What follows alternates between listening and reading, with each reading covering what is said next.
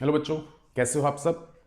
जैसे कि हम लोगों ने लास्ट क्लास के अंदर कुछ क्वेश्चंस करे थे डी एंड एफ के, हम अभी तक कौन से क्वेश्चंस कवर कर चुके हैं हम उसके बारे में एक छोटा सा रिकैप ले लेते हैं। हम लोगों ने वो सारे क्वेश्चंस करे हैं जो कि अनपेड इलेक्ट्रॉन्स पर बनते हैं डी ब्लॉक के, उसके साथ साथ वेकेंट ऑर्बिटल्स पे बनते हैं, वहीं पर जो इंपॉर्टेंट कंपाउंड्स हैं डी ब्लॉक के उनके ऊपर। इसके साथ साथ एफ ब्लॉक में लैंथेनॉइड्स और एक्टेनॉइड्स के भी इंपॉर्टेंट क्वेश्चंस हमने देख लिए हैं। कह सकते हैं आज की जर्नी में तीन इंपॉर्टेंट टॉपिक्स के ऊपर बातचीत होगी और इन्हीं के क्वेश्चंस की डिस्कशन होगी। मैंने आपको इन टॉपिक्स के बारे में यह भी बोला था कि जब हम लोग क्वेश्चंस करेंगे तो बेटर क्लैरिटी मिलेगी और यही टॉपिक्स आगे चलकर हेल्पफुल भी रहेंगे। सबसे पहला टॉपिक अगर आप देखेंगे तो रिडक्शन पोटेंशियल है, जिसमें हम इस टॉपिक को दो पार्ट्स में डिवाइड करते हैं, तो कह सकते हैं दो टॉपिक्स हो गए, एक M3+/M2+ और दूसरा M2+/M0। दोनों ही रिडक्शन पोटेंशियल्स पे क्वेश्चंस हैं और कहीं ना कहीं ये क्वेश्चंस आपकी ऑक्सीडेशन स्टेट्स के साथ इन्वॉल्व होते हैं। इसके साथ साथ आपका ऑक्साइड्स और हैलाइड्स का स्टेबिलिटी, क्योंकि आपके डी ब्लॉक के एलिमेंट्स मल्टीपल ऑक्साइड्स और मल्टीपल हैलाइड्स बनाते हैं because of their variable oxidation states. तो ये टॉपिक भी अपने आप में ऑक्सीडेशन स्टेट के साथ लिंक होता है। तो आपको ऑक्सीडेशन स्टेट्स पर एक एम्फोसाइज देना है, जिसकी वजह से ये तीनों क्वेश्चंस आपको क्लैरिटी में दिखाई देंगे। ऑक्सीडेशन स्टेट्स की अगर हम लोग बात करते हैं, देखते हैं। हाँ, तो ऑक्सीडेशन स्टेट्स की अगर हम लोग बात करते हैं तो पहली चीज, टिल मैंगनीज आपकी ऑक्सीडेशन स्टेट्स इंक्रीज करती हैं। एक एक करके ऑक्सीडेशन स्टेट का इंक्रीज होना अनपेड इलेक्ट्रॉन्स की वजह से आता है।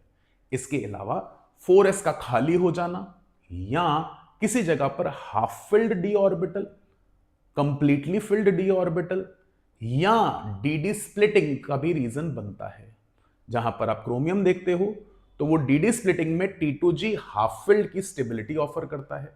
वहीं पर जैसे ही आप मैंगनीज से आगे जाते हो, क्योंकि पेयर होना शुरू हो जाएगा आपका डी ऑर्बिटल में, जिसकी वजह से ऑक्सीडेशन स्टेट्स डिक्रीज करती हैं।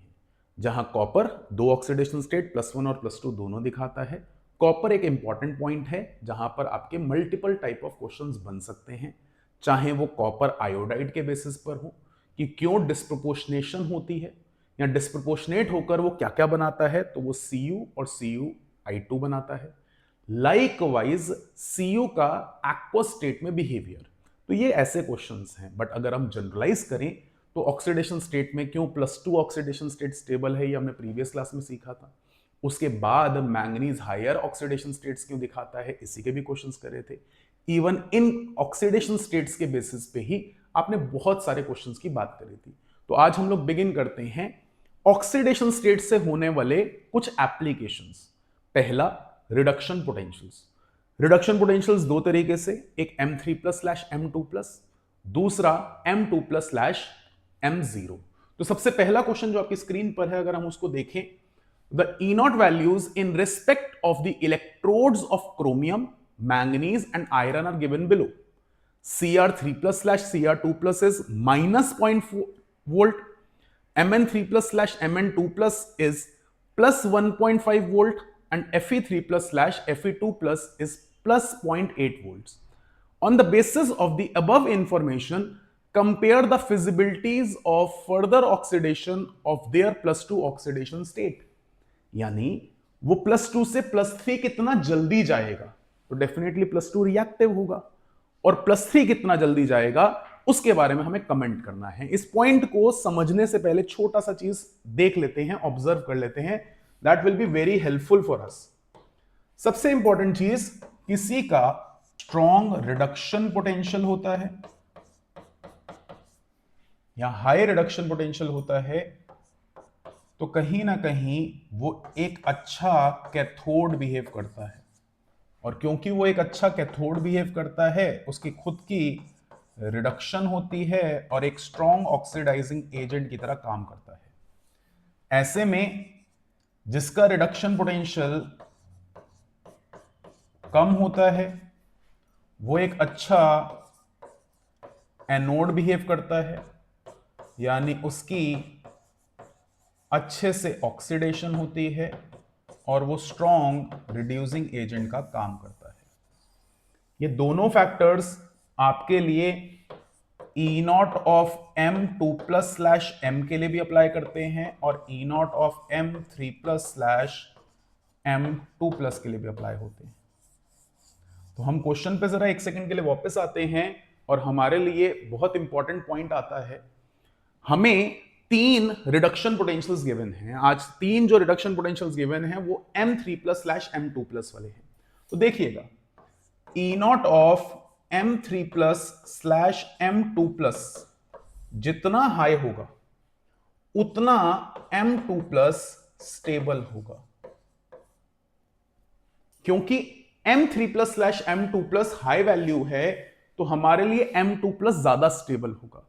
तो अगर मैं सिर्फ रिडक्शन पोटेंशियल्स को हायर टू लोअर की कैटेगरी में लगाऊं तो E not of Mn3 plus slash Mn2 plus greater than E not of Fe3 plus slash Fe2 plus greater than E not of Cr3 plus slash Cr2 plus. ये आपका increasing pattern में यानी decreasing order में है। तो उसके accordingly आप साफ साफ कह सकते हैं कि यहां पर Mn2 प्लस Fe2 प्लस से और Cr2 प्लस से स्टेबल है। बिल्कुल परफेक्ट बात है, Mn2 प्लस बहुत ज्यादा स्टेबल है और Cr2 प्लस सबसे कम स्टेबल है। अब जब Mn2 प्लस स्टेबल है तो क्या वो Mn3 प्लस पे जाना चाहेगा? नहीं जाना चाहेगा। तो अगर आप 2 प्लस की रिएक्टिविटी यानी उसकी ऑक्सीडाइज होने की एबिलिटी देखते हो तो सबसे आसानी से Cr2 प्लस होगा, फिर Fe2 प्लस होगा, फिर Mn2 प्लस होगा, जो कि आपको यहां पर भी दिख गया। ये स्टेबिलिटी का ऑर्डर है तो कहीं ना कहीं रिएक्टिविटी का ऑर्डर उल्टा हो जाएगा।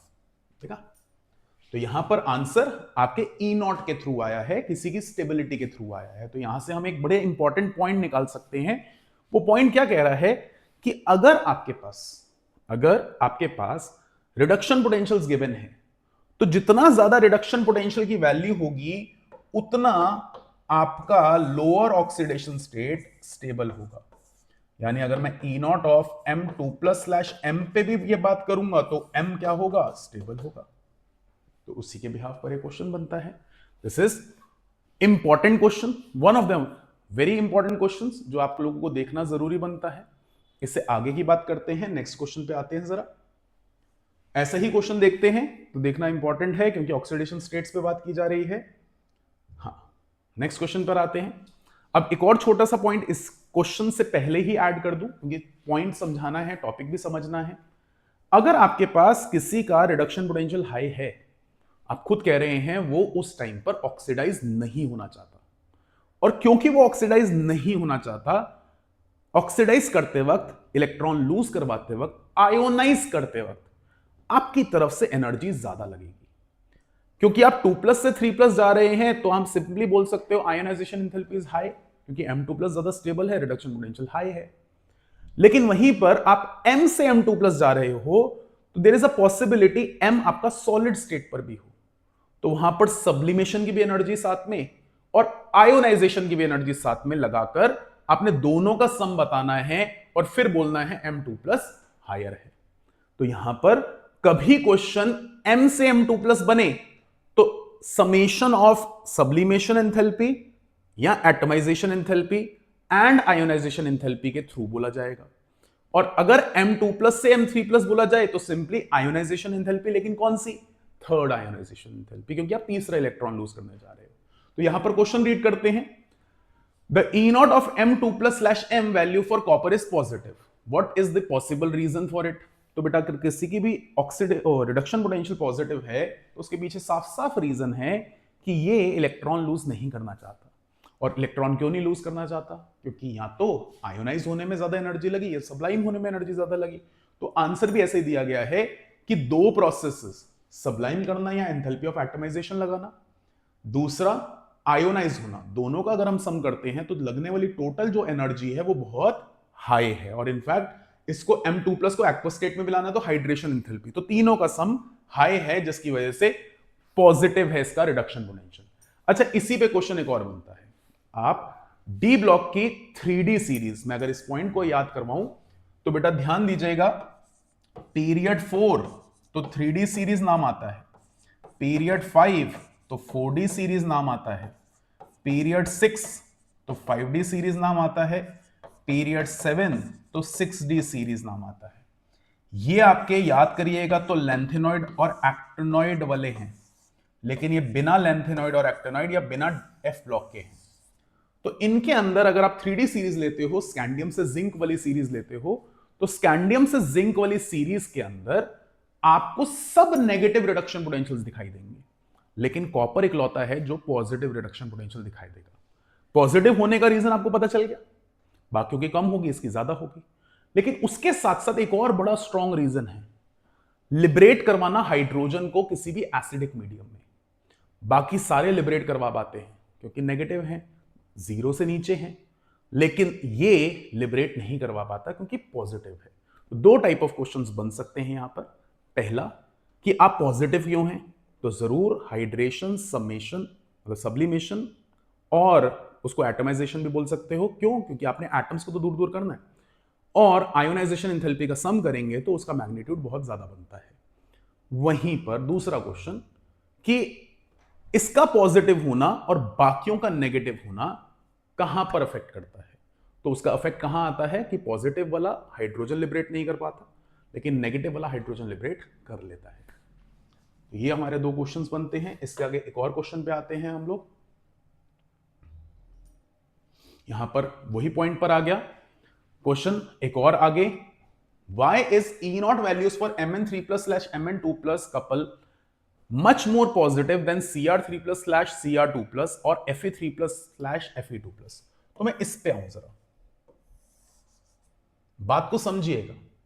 Mn3+/Mn2+, तो हमारे लिए साफ साफ मतलब है Mn2+ क्या होएगा, स्टेबल। लेकिन ये स्टेबल है क्यों? ठीक है, आयोनाइजेशन एंथैल्पी हाई होगी क्योंकि ये स्टेबल है, बट स्टेबल क्यों है? तो स्टेबल होने का रीजन है ये आपको 3D5 यानी हाफ फिल्ड दिखाता है। और वहीं पर काउंटर में क्रोमियम की बात कर लें तो बेटा क्रोमियम 3+ बहुत ज्यादा स्टेबल है, क्योंकि ये हो जाता है 3D3, और 3D3 भी नहीं रहता, ये स्प्लिट करके T2G3 हो जाता है और EG0। तो ये हाफ फिल्ड T2G Cr3+ बहुत ज्यादा स्टेबल है। तो जब Cr2+ से Cr3+ जाना चाहेगा तो इसका पोटेंशियल नेगेटिव है और इसका पोटेंशियल पॉजिटिव है। आप ऐसा भी बोल सकते हैं कि जो 2+ पे रहना चाहेगा तो 3+ वाला 2+ पे आके खुद क्या होगा, रिड्यूस होगा। तो आपका एक और क्वेश्चन बन जाता है Mn3+ क्यों खुद को 2+ पे लाना चाहेगा, खुद को रिड्यूस करना चाहेगा यानी ऑक्सीडाइजिंग एजेंट बनना चाहेगा, और वहीं पर Cr2+ खुद को Cr3+ लेके जाना चाहेगा, खुद ऑक्सीडाइज होना चाहेगा यानी रिड्यूसिंग एजेंट बन जाएगा। तो यहां पर Mn3+ ऑक्सीडाइजिंग एजेंट की तरह क्यों बिहेव करता है और Cr2+ रिड्यूसिंग एजेंट की तरह क्यों बिहेव करता है, तो उसका आंसर इन्हीं बैकग्राउंड पे आता है। मैं एक बार, क्योंकि क्वेश्चंस मिक्स हो गए, तीनों क्वेश्चंस को एक बार अलग अलग रख देता हूं। पहला क्वेश्चन जो आपका एग्जैक्टली बोर्ड पर है, क्यों Mn3+/Mn2+ बहुत पॉजिटिव है बाकी नहीं है, तो आपका रीजन आया क्योंकि Mn2+ बहुत ज्यादा स्टेबल है। क्यों स्टेबल है? क्योंकि सर ये 3D5 दिखाता है, हाफ फिल्ड स्टेबिलिटी दिखाता है, जिसकी वजह से ये बहुत ज्यादा स्टेबल है। तो टेक्निकली आयोनाइजेशन एंथैल्पी हाई, और क्योंकि ionisation enthalpy high, reduction potential भी हाई। पहला क्वेश्चन आंसर। दूसरा क्वेश्चन, Cr3+ एक्सट्रीमली नेगेटिव क्यों है? तो सर Cr3+ मतलब Cr3+/Cr2+ एक्सट्रीमली नेगेटिव क्यों है?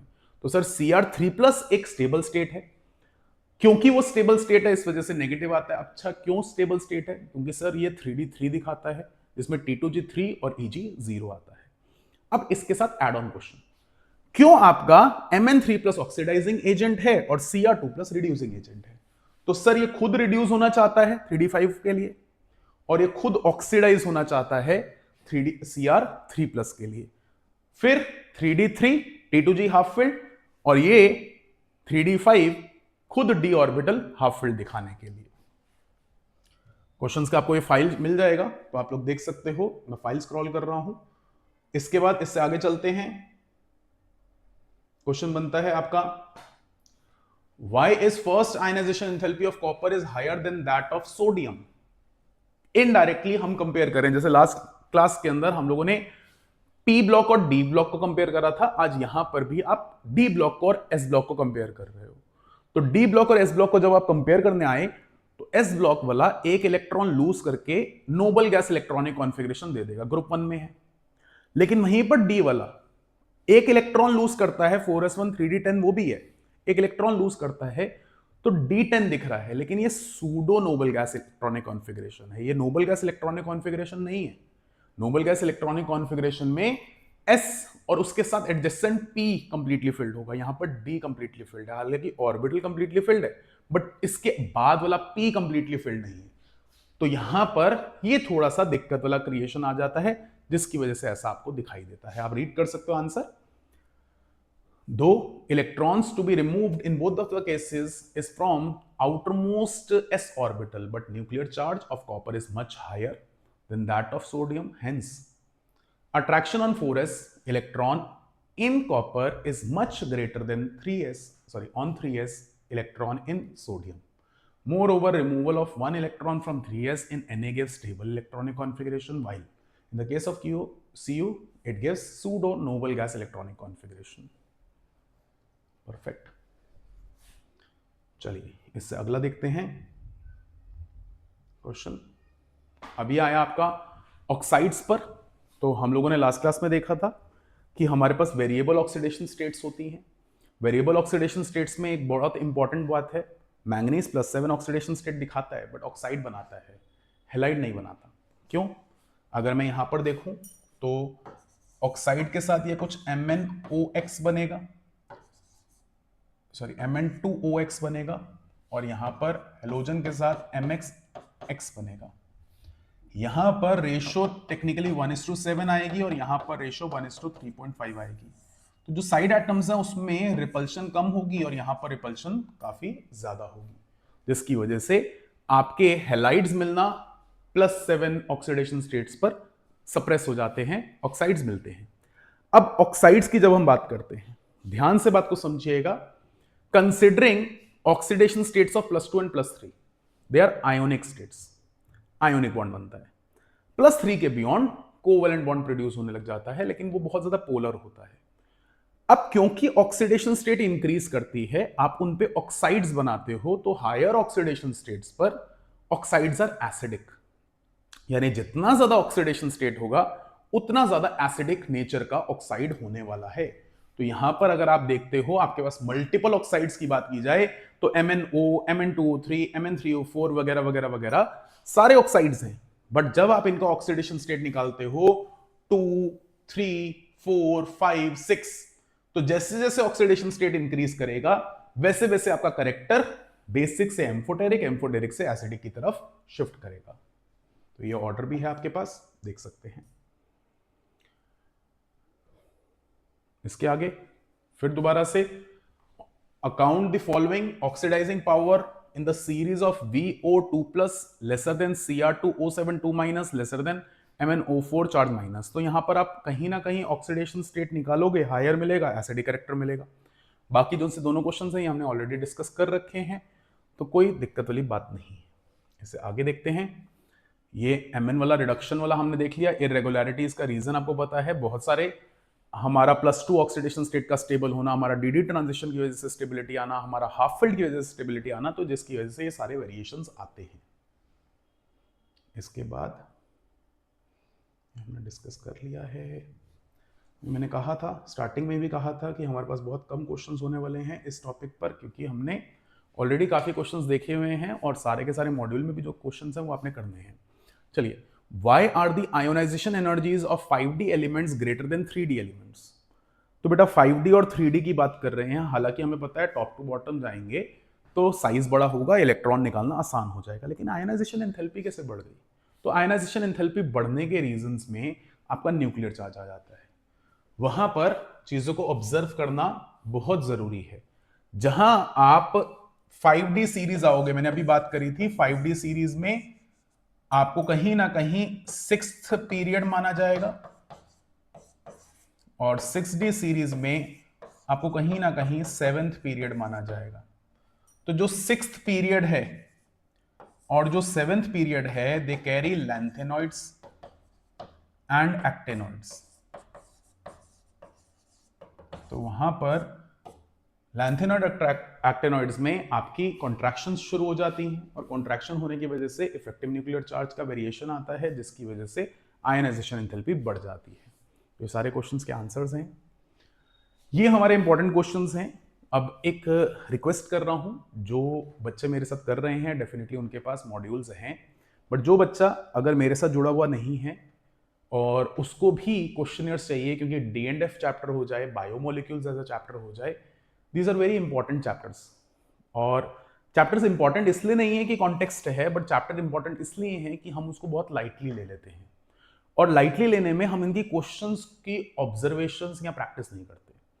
बायोमोलिक्यूल्स D&F के क्वेश्चन प्रैक्टिस बहुत जरूरी है, इवन कोऑर्डिनेशन कंपाउंड के भी क्वेश्चन प्रैक्टिस की बहुत जरूरत है, क्योंकि जो क्वेश्चन आना है ना, उस क्वेश्चन ने ही लैंग्वेज के बेसिस पे आपको मार्क्स दिलवाने हैं। तो बच्चा लैंग्वेज पढ़ चुका होता है, कॉन्सेप्ट्स को रिकॉल कर चुका होता है, दिमाग में घुसाने की कोशिश कर रहा होता है, और क्वेश्चन छूट जाते हैं। आपको इन चैप्टर्स में ऑर्गेनिक के अंदर भी क्वेश्चन प्रैक्टिस बहुत स्ट्रांग रखनी है। तो इसलिए मैं ये चीज सजेस्ट कर रहा हूं, अगर आपके पास इनफ क्वेश्चन आंसर्स फॉर्मेट नहीं है, आप मेरे नंबर पर, मेरे व्हाट्सएप पर सिर्फ मैसेज भेजिए, I want module for D&F and biomolecules, I will definitely provide you. आप उसमें क्वेश्चंस देख सकते हैं, आप उसमें थ्योरी देख सकते हैं, कॉन्सेप्ट्स देख सकते हैं, इवन MCQ के लिए भी MCQ की लाइन बाय लाइन फाइल रहेगी, वो भी देख सकते हो। इवन मैं अपने बच्चों के लिए भी ये चीज़ बोलता हूँ, क्योंकि ये चैप्टर थ्योरेटिकल है, तो जो क्वेश्चन हमने लैंग्वेज में देखा है वही MCQ की बेसिस पे आता है, तो लाइन बाय लाइन क्वेश्चंस करना बहुत इंपॉर्टेंट है। तो I will be giving you ample time, जिसके अंदर आप लोगों को ये क्वेश्चंस प्रैक्टिस करना बहुत जरूरी है। क्वेश्चंस प्रैक्टिस करिए, क्वेश्चंस को रीड करिए, डाउट आएगा आप मुझे व्हाट्सएप करिए। जो बच्चा मेरे साथ जुड़ा हुआ है उसको पता भी है कि रात को 2 बजे भी व्हाट्सएप करेगा तो I will be answering if I am awake. हाँ, सोया हुआ हूँ और आपको मेरी ज़रूरत है, आप मुझे जगा सकते हो, कोई ऐसी दिक्कत नहीं है। तो उसका आंसर आप लोगों के लिए अवेलेबल रहेगा। आप लोगों को मैं मॉड्यूल शेयर कर देता हूँ, ये फाइल का जो सा लिंक है वो भी साथ में शेयर कर दूंगा, तो टेक्निकली कोई भी चीज़ स्किप आउट नहीं होगी। प्लीज़ मेक श्योर आप इस चैप्टर को रिवाइज कर रहे हैं। नेक्स्ट जो वीडियो रहने वाली है that will be for coordination compounds. ये वीडियो एग्जैक्टली मंडे को रात को 9 बजे अवेलेबल हो जाएगी, तो आप लोग देख सकते हो, वॉच कर सकते हो। Till then, bye bye.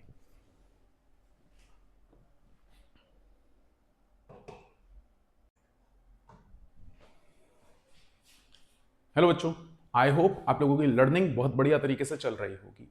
Previous video देखने के बाद आपको क्वेश्चंस पे कमांड आ गई होगी, और मेरे मॉड्यूल से या गिवन क्वेश्चन से आप लोगों ने अपने कॉन्सेप्ट को स्ट्रॉन्ग कर लिया होगा। D&F एक ऐसा चैप्टर है जिसके अंदर आप लोगों को क्वेश्चंस पे बहुत स्ट्रॉन्ग एम्फेसाइज देना बनता है। ये एम्फेसाइज आपकी NCERT के क्वेश्चंस, लास्ट ईयर क्वेश्चंस के अलावा भी लाइन टू लाइन क्वेश्चंस के थ्रू भी किया जाता है, क्योंकि आपने एक इंपॉर्टेंट इंपैक्ट देना है D&F चैप्टर के अंदर।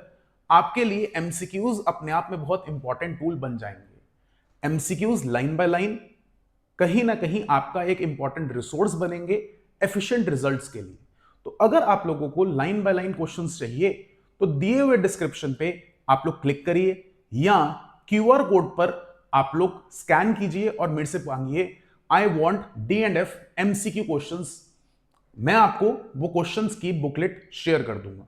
इसके साथ साथ अगर आपको D&F के नोट्स चाहिए या इंपॉर्टेंट क्वेश्चंस चाहिए, जो कि मैं यूजुअली अपने क्लासरूम के बच्चों को देता हूं, तो मैं वो वाली फाइल भी आपको शेयर कर दूंगा, क्योंकि D&F एक कंप्लीटली थ्योरेटिकल चैप्टर है। तो अगर अभी आपको ये चीज चाहिए तो आप लोग स्कैन करिए कोड को, या मेरे गिवन नंबर पर मुझे व्हाट्सएप ड्रॉप करिए। इसके अलावा नीचे दिए हुए डिस्क्रिप्शन के लिंक पे भी क्लिक कर सकते हैं। Happy learning.